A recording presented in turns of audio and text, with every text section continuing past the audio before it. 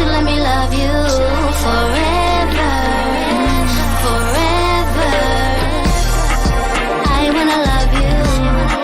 Will you let me love you forever, forever and a day, day, day, day, day.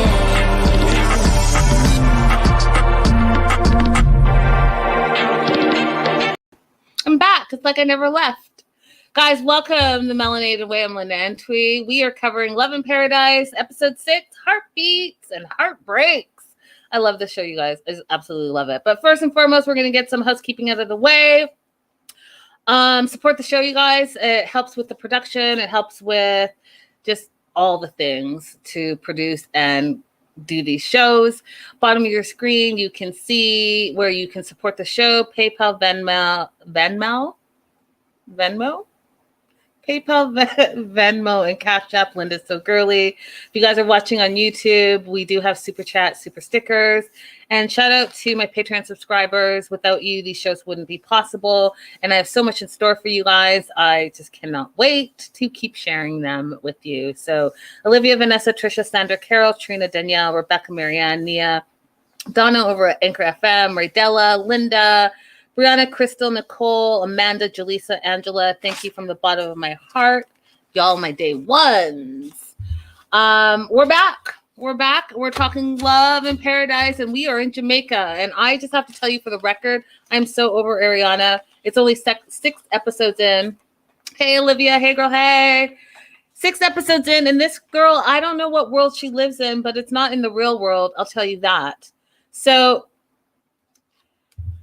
she just feels like meeting with the immigration agent didn't go. Patty, I appreciate you. Thank you so much for the super sticker.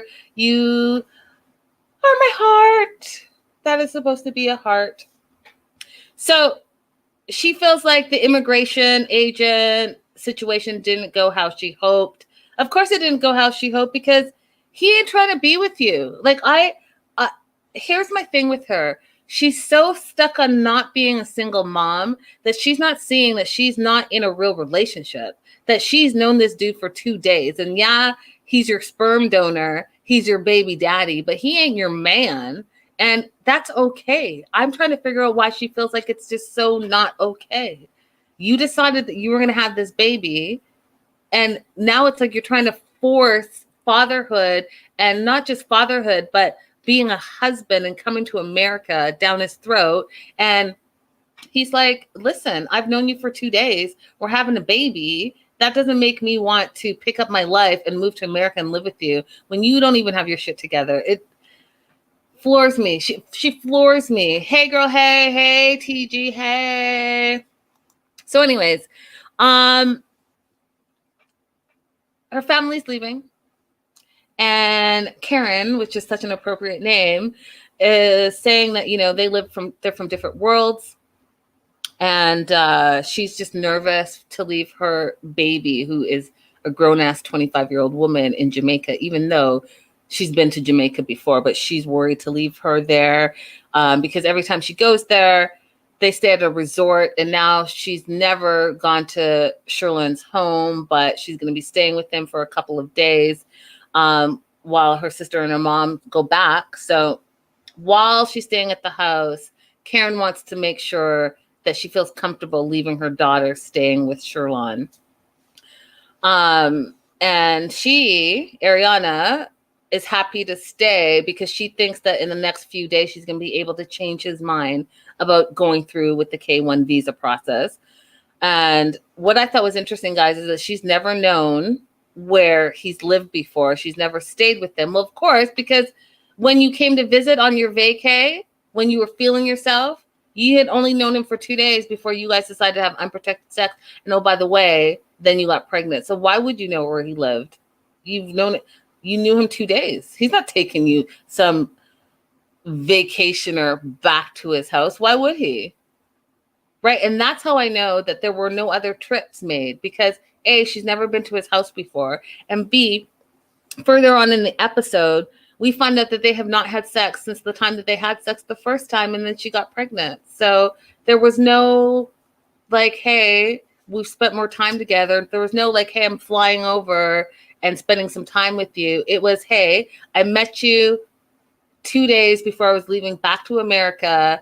And oh, we had sex. And by the way, now I'm pregnant. And now I need you to marry me, move to America, be the father of my child, and help me raise this child.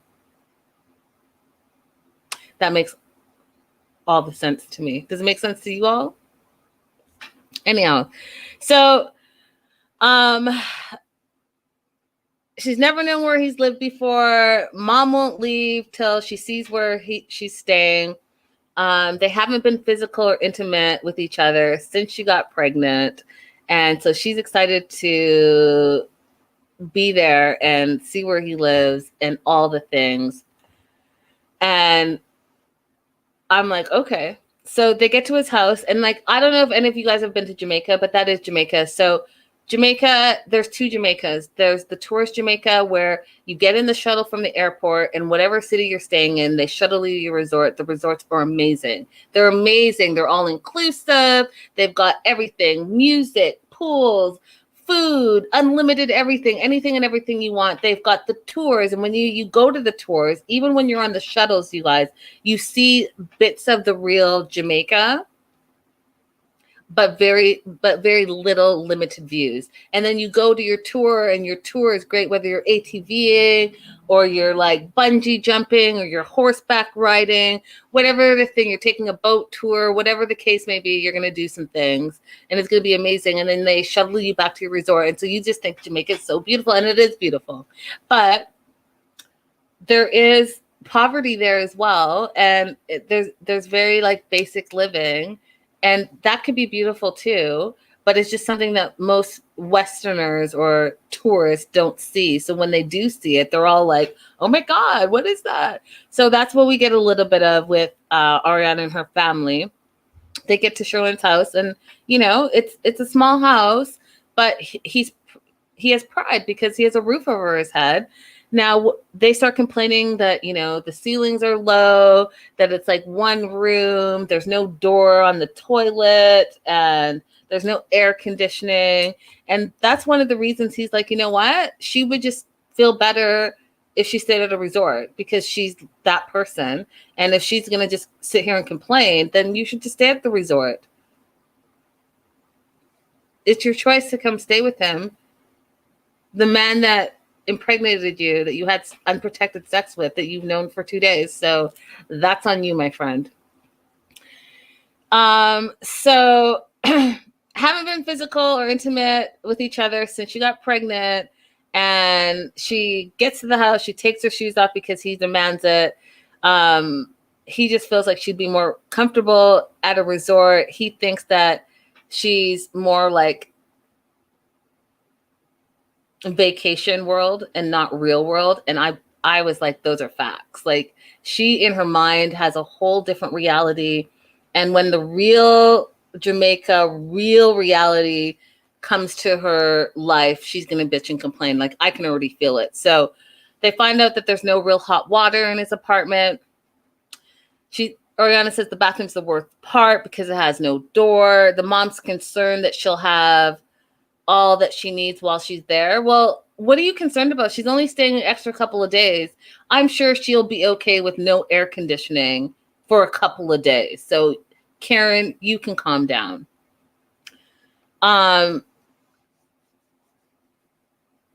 then as they're leaving, they're on the shuttle to go back.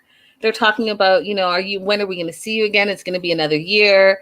And he's like, no, you know, I really wanted to do the tourist visa, even though there's only a 50-50 chance, but he really does want to be in America, at least for the birth of his son. Right. And so he was like super happy that they were leaving because then they'll be off his back. And he even said, you know, he'll finally be able to have some quality time together, not have to worry about what her family thinks. And it's just really going to be about her and him now, which it should be, right? Because they don't know each other, you guys. They've known each other for 2 days. And I don't care. They keep saying 17 days. That's bullshit. She was there for 17 days, but she met him at the last leg of her vacation. So You've known him in real life for 2 days. You spent, 6 months talking over the phone and FaceTiming, but you don't know each other. And it shows. And you know what also shows? It shows that you guys aren't really in love. Like, I don't see any chemistry there. What I see is two people that are happening to have a baby. They don't know each other, but they're stuck in the situation and they're trying to make the best of it. That's what I see. So she's lying on the bed. She gets his heart monitor out and she wants him to hear the heartbeat because, you know, he hasn't been able to have that opportunity because, you know, she's been back in America, and he finds it right away and he's stoked. And in Jamaican terms, he says, you know, his glad bag has burst. And I thought that that was really sweet. And he said, you know, he's had doubts about going to the US, but hearing his son's heartbeat makes him want to get there for at least the birth of his son. Now, this is what I think is great about this situation is in this show, Aryanna is trying to make him out to be the bad guy. She's trying to make him out to be the deadbeat dad. She's trying to make him out to be a bum. She's trying to make him out to be like the typical stuff that you hear about Jamaicans that are all stereotypes. And Sherlon is not having it. Sherlon presents himself well. He talks with ration and reason, and he's just all the crazy stuff that she says to him, he doesn't get bothered by it. He doesn't get spun up by it, and he doesn't allow her to make him look foolish. If anything, she's making herself look crazy. Hey, Trisha. Hey, girl. Hey. She says, it's so crazy. She's lucky he didn't ghost her behind. Those are facts. He didn't have to do shit for her because he doesn't know her.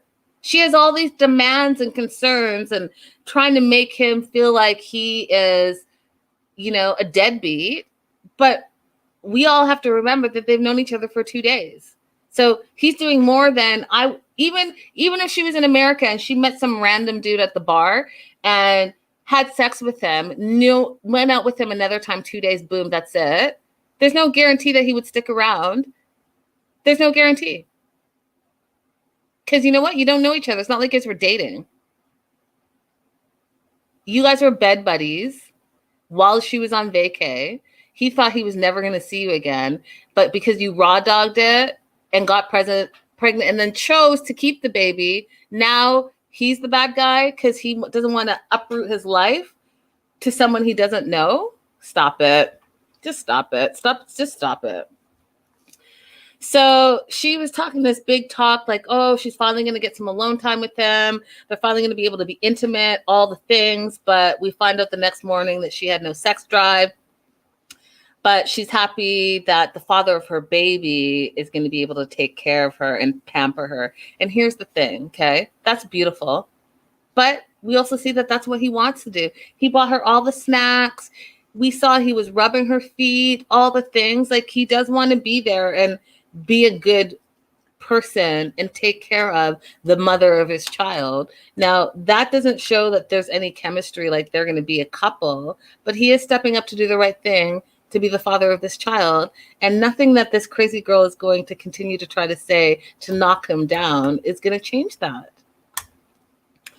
So they go on a date night to the office of a nature lobster grill, which I thought was super awesome. Like, right on the beach, catch the lobster, cook the lobster in front of you. And then they start talking about baby names. Now, Sherlon wants to name his son Odin, which he says is a Viking name and from his ancestors. And he says his ancestors are Vikings from the Asgard king, the Norwegian god. He feels it's a strong name and it means all father. And that's what he wants to name his son.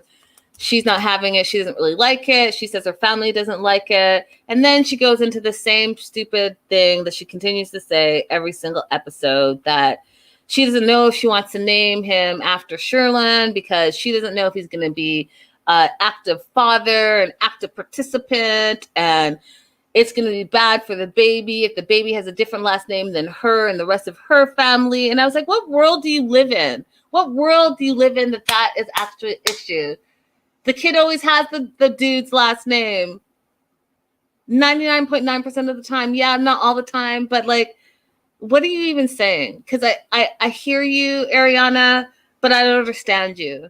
I really don't understand you. I don't understand why she's so stuck on being a single mom, while she's so stuck on saying that she has given up everything, she's sacrificed everything, she's done everything, and he hasn't done anything. First of all, you don't work. Second of all, what did you exactly sacrifice? You moved out of your apartment and left school because you got pregnant on your spring break vacation, and you realized that you weren't going to be able to do it alone, but you still decided that you were going to have this baby. So you moved back home because they do say it takes a village. You move back home, and then we find out that you aren't even working either. But those were all conscious decisions that you made, because there are plenty of people that go to school, that work, that are pregnant, and even have families that they take care of. So I'm not clear exactly what you feel that you've given up and sacrificed. You made those conscious decisions on your own, period. And you are not the only person that is pregnant or has been pregnant in their lives. And you are not the only person that is a single woman having a baby. And I might dare add that you have it easier. A lot of people don't have the support surrounding them that you have, Aryanna. So I'm going to need you to stop bitching and saying that you're doing so much and you've sacrificed so much, because I actually don't see what you've sacrificed at all. You made a decision. All the decisions you've made so far have been decisions that you have made for yourself, period. And he said the same thing. He's like, you agreed you wanted to keep this baby. Those are his words. And those are my words to you as well. You agreed that you wanted to keep this baby. You made that decision on your own, Aryanna, or with Sherlon, and now here you are.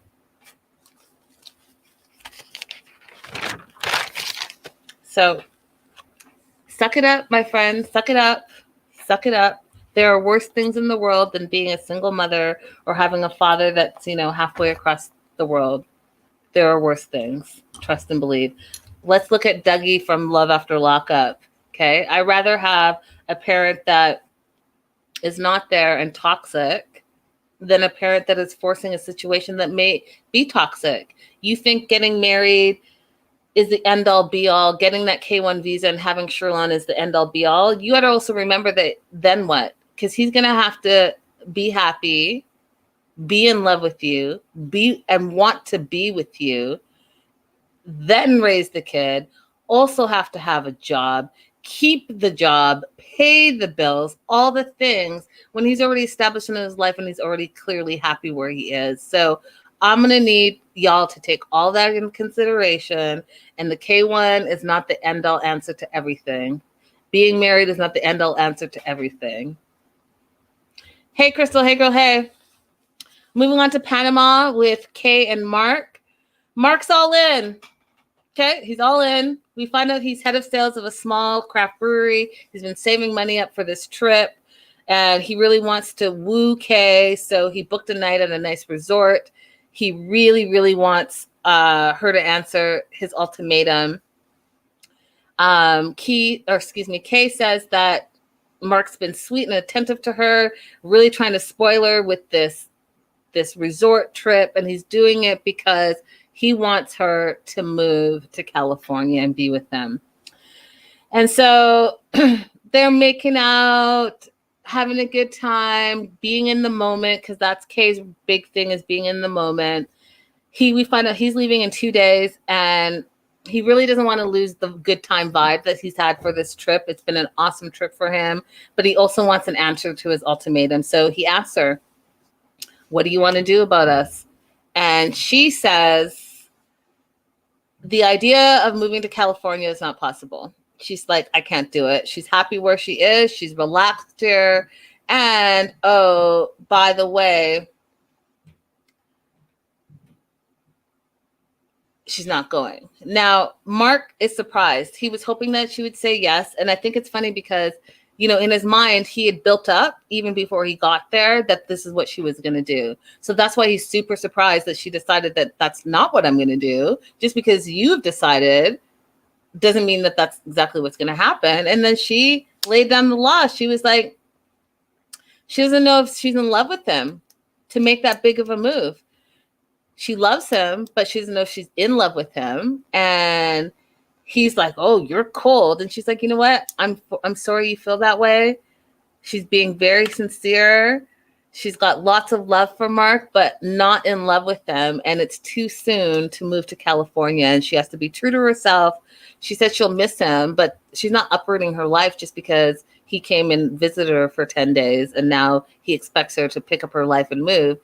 She's got substance abuse issues. She's finally in a good place. Like she said, she feels happy and relaxed where she is.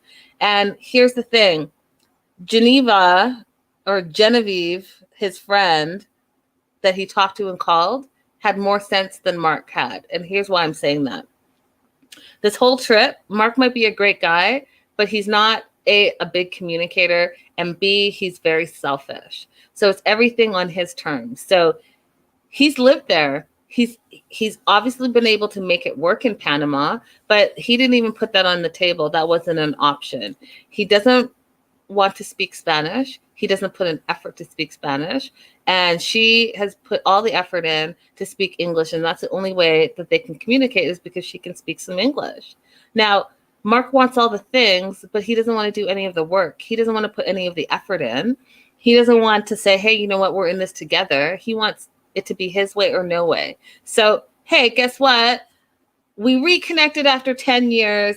He left his long-term 9-year relationship, by the way, and I've talked about that before, left that girl in California because he felt that Kay was the love of his life, decided that she's the one that he's going to marry, comes down there for 10 days, tells her, hey, you know what? I love you. I want to be with you. I want you to leave your life, pick up everything, move back to California with me so that we can get married and live our best lives. But I'm not willing to make any sacrifices on my end. So I'm definitely not moving here. I'm definitely not learning the language. I'm definitely not open to having a long distance relationship. I'm not open to have an open relationship. All the things. I'm what he's not about to do. So do you think that this girl is going to be like, yeah, that sounds great. Let me just leave all my life and come there for you. That sounds amazing. Of course not. She's going to say, you know what? I enjoy spending time with you. This is fun. We're having a good time, but I'm not in love with you because you're not really trying to be in love with me because you're not trying to sacrifice or compromise anything. You want it your way or the highway. So guess what? You're getting the highway. So, he says he's crushed. He can't believe the person he's in love with doesn't love him back. He thought that they would be together forever. And then he says something that, again, is selfish. He's like, he's probably not going to see each other ever again. Why, Mark? Because she's not going to move. So if you are in love with her, if you love her so much that you guys are going to spend the rest of your life together, you wanted to marry her, but you're not willing to make another trip or maybe have her come visit, this is it. This is it. But you love her. That doesn't make sense to me at all. So it's the next day. Kay's working out, and my God, she's so fit, you guys. I'm just like, oh, that beach workout. Just, can I get some of those muscles, please? So she's working out, and they both have decided to take the morning alone. He again says he's crushed. Knowing that she doesn't love him the way he loves her, he decides to call Genevieve, his friend, and he says he thinks it's over because she's not in love with him right now. She's more of a day-to-day person. He doesn't want to be in a long-distance relationship. He doesn't want to be in an open relationship. And she's like, well, do you think that maybe all of this is happening because of your non-willingness to compromise? The first thing his friend said to him. And then she said, maybe she'll fall in love with you if you compromise. And then she's like, you know, maybe you should listen to her and see what she wants and see what her needs are. And like, would you consider moving somewhere for her? And he's like, if you asked me any other time, I would have said no. Up until this minute, but maybe, you know, I'm willing to move now. Oh, really, Mark? After you lay down the law, after you said what you were not about to do, and you're realizing that you're about to lose this woman, you might be open to moving. You should have thought of that before you put all the demands in. Trisha says, Mark is selfish, not even learning Espanol. What a tool.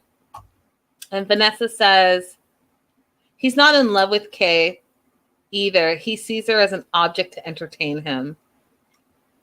Listen, if he was so in love with her, the relationship wouldn't be over. If he was so in love with her, he would be willing to compromise. They would be able to work it out somehow and figure out where they can live. And if they have to do long distance for a little bit longer until they figure it out and make sure that they want to be together, then that's what they would do.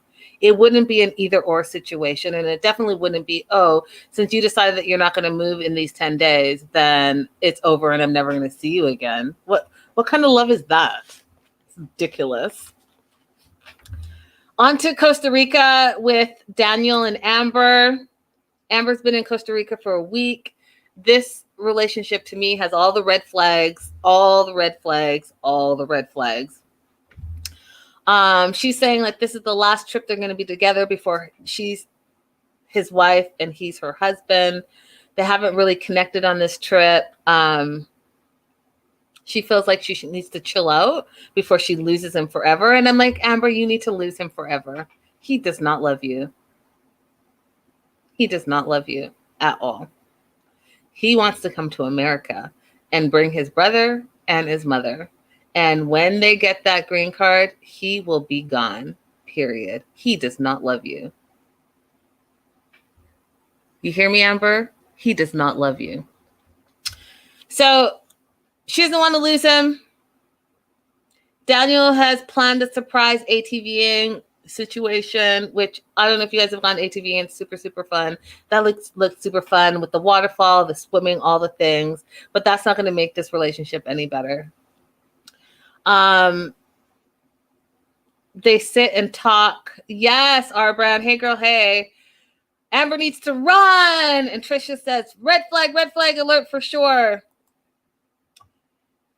Amber sits down and opens her heart and says, you know, she feels overwhelmed. She realizes she's not the easiest person to deal with, but it's been a hard year for her. Yes, it's been a hard year for all of us in this pandemic.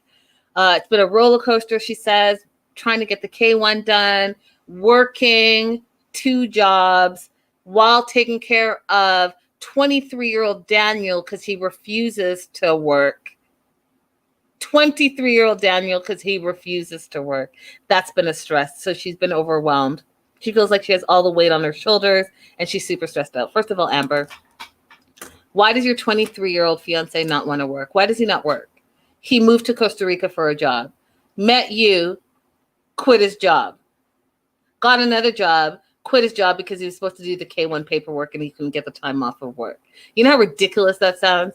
And for the simple fact that you are accepting it, he knows he's gonna run you. You're gonna get took, period, for all the things because you already are getting taken for all your money. You're telling me that you're running amok, running 2 jobs so that you can pay the 23-year-olds who's able and capable to work in a resort town in Costa Rica. You're paying his bills. And not only are you paying his bills, he lives with his brother. So that means you're paying his brother's bills too. You're keeping a roof over their head and over your head. And both of them are 23 and 22? They can't work? You've lost your friggin' mind. He broke his phone, so he wants you to bring him a new one. His internet bill he doesn't pay, so you pay it so that you can talk to him. I mean, there. What red flag do you not see? Just curious. However, all of a sudden, it's all Amber's fault. And Daniel's like, yeah, you know, I appreciate that you're doing all of those things. And then she apologizes to Daniel for being hard on him, apologizes to Daniel for him being at a bar while she was there, talking to another girl and flirting with her, because that's clearly what he was doing. But it was Amber's fault because she overreacted. Now, does Amber have trust issues? Absolutely. Does Amber have issues about cheating? Absolutely, because she's been cheated on in the past. Has she brought that baggage into this relationship? Absolutely. But guess what? Those aren't the red flags I'm worried about. The red flags I'm worried about is this husband of yours or your future husband who's 23, who expects you to take care of him, and then in that same breath says that he wants to be the man that she wants him to be. Well, how are you showing that, Daniel? Because you don't work, and it's not because you can't work. You just don't. You don't, because Amber is funding your life. And the simple fact that she came here and then you just told her, now that the K1 process is closer, that you're also going to take your brother and your mama with you. Yeah. Okay. He says, trust me. Tells her that he loves her.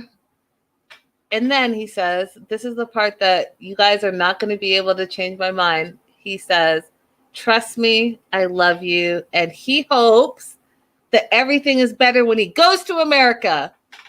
Not, hey, I hope everything's better because we're going to communicate more. We're going to love on each other more. We're going to be there for each other more. We're going to support each other more. And we're in this together. No, I hope things are better when I get to America.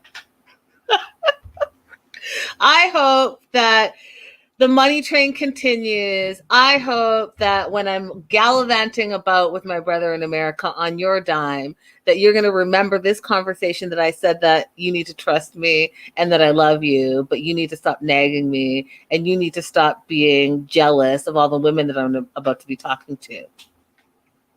Okay. But Amber feels that they reconnected on this trip. She loves him. She doesn't want to lose him. And she's moving forward with this whole K1 process, and I think it's ridiculous. Trisha says, I need an Amber in my life. LOL. Oh, Amber. Oh, Amber. Oh, Amber. It's a mess. It's a mess. And last and certainly not least, Martine and Steven, which I feel like, and I want to know, out of all the 4 couples, you guys, what couple do you think is going to make it? What couple do you think is going to make it? Do you think it's going to be Aryanna and Sherlon, Kate and Mark, Daniel and Amber, or Martine and Steven? I'm curious. Oh, Maria, you just got here. I went off on the whole Amber situation. She just needs to wake up. She needs to wake up immediately, if not sooner. She is being taken for a ride. Her 23-year-old fiance is about to take her for the ride of her life. If she feels this last year and a half was a roller coaster, she has not seen anything yet. This man right here is about to, she's, like I keep saying, she's about to get took 100%. Martine and Steven, she went to the gym. He's sitting on a beautiful patio overlooking the ocean, having breakfast, wants to know why she didn't wake him. We find out because of the fight they had the night before, he slept on the couch.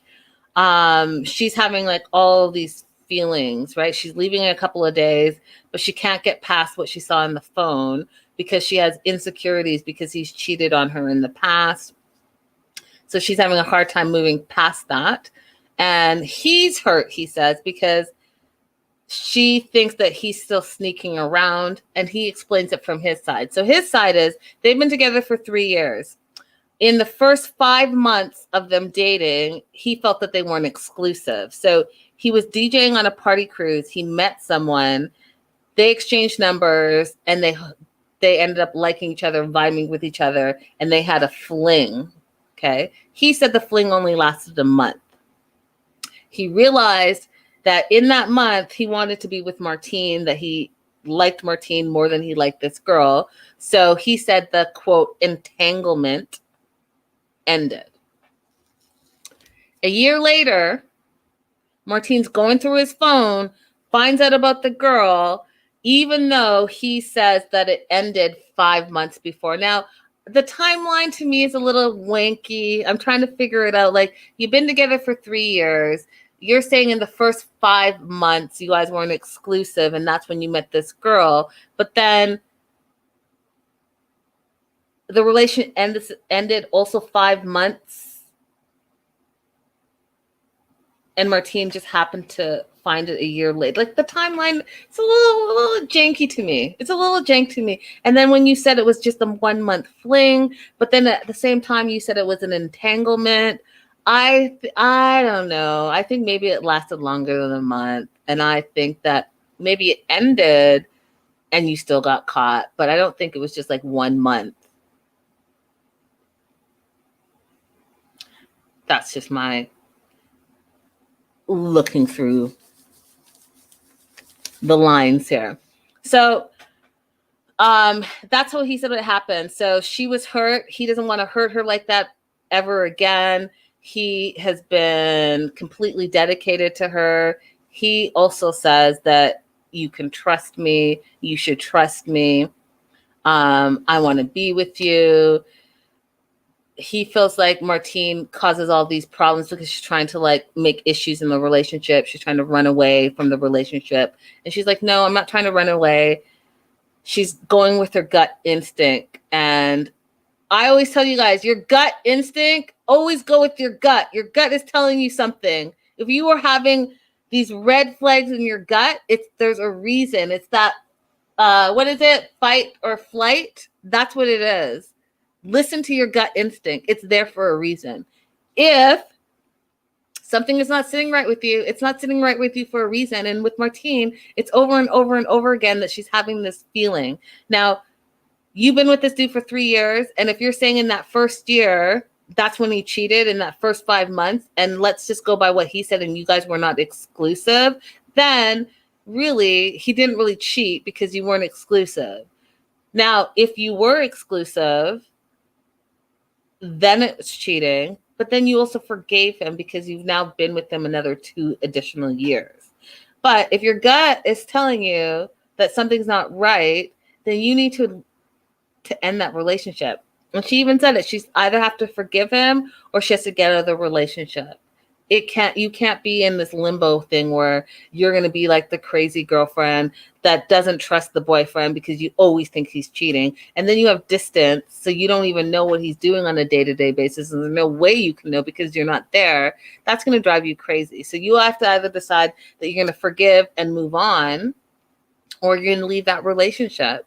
And it's interesting to me that you're all entwined with this family, but he's seemingly like still thinking that ain't it.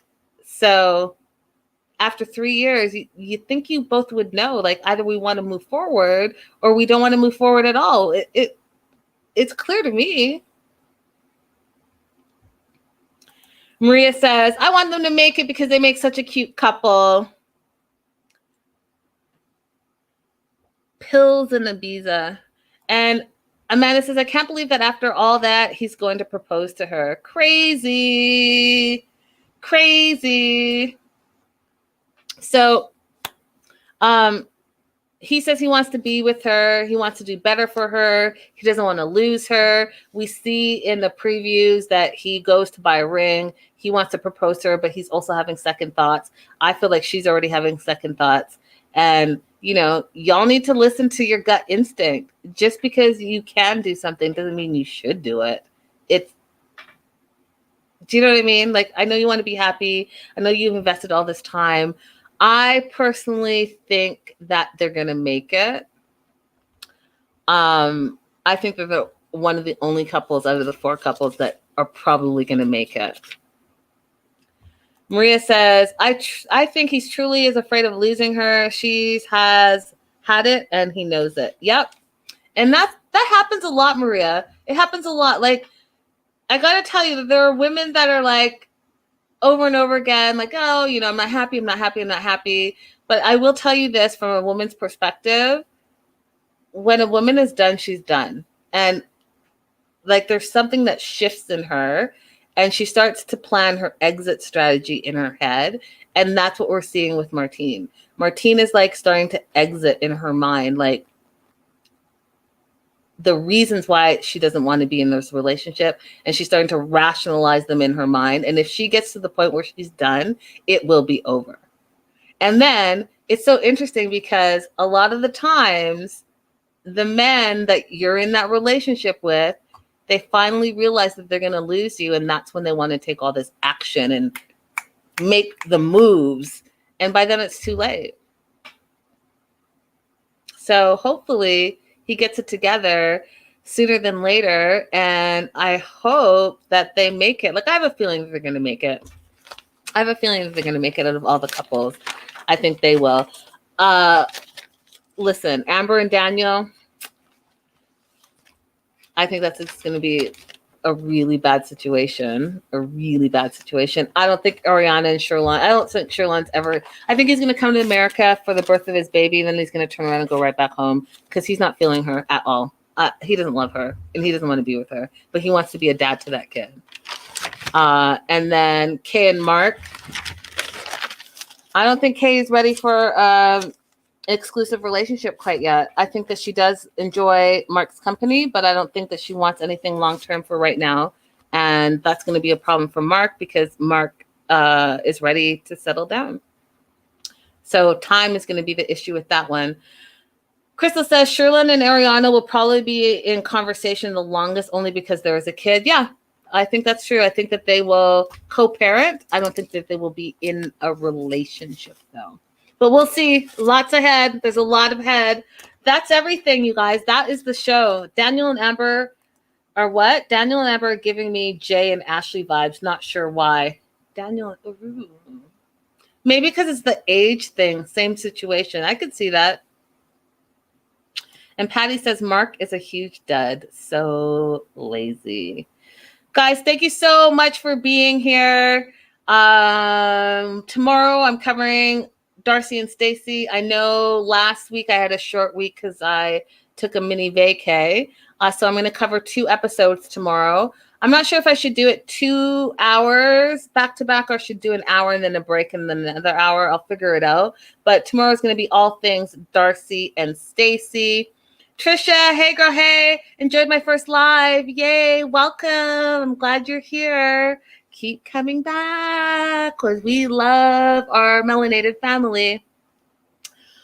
Speaking of Jay and Ashley, I know this is not the show, but it's all under the 90-day umbrella. I will say this. So hope you guys are following me all across social media. I posted something about Jay and Ashley because it was very bizarre to me, and I'm going to be talking about it in depth in News and Gossip, but I will do a little teaser here. So Jay went live on Instagram and Ashley joined his live and I was shocked. I was shocked. I'm going to talk about that and I'm going to talk about what Ashley has said about talking to Jay. And then I'm just going to give you, so, you know, a lot of you guys send me like good information, and one of my followers sent me information that she stayed on the live and Jay was like laughing, saying that basically Ashley still wants him, wants to ride his, you know what. And I was like, see that right there? No bueno. But I'm going to talk about it on Friday. So, guys, I will see you tomorrow for Darcy and Stacy. Have a wonderful rest of your Taco Tuesday. Don't forget to like and subscribe. And I'll see you guys all tomorrow. Bye for now.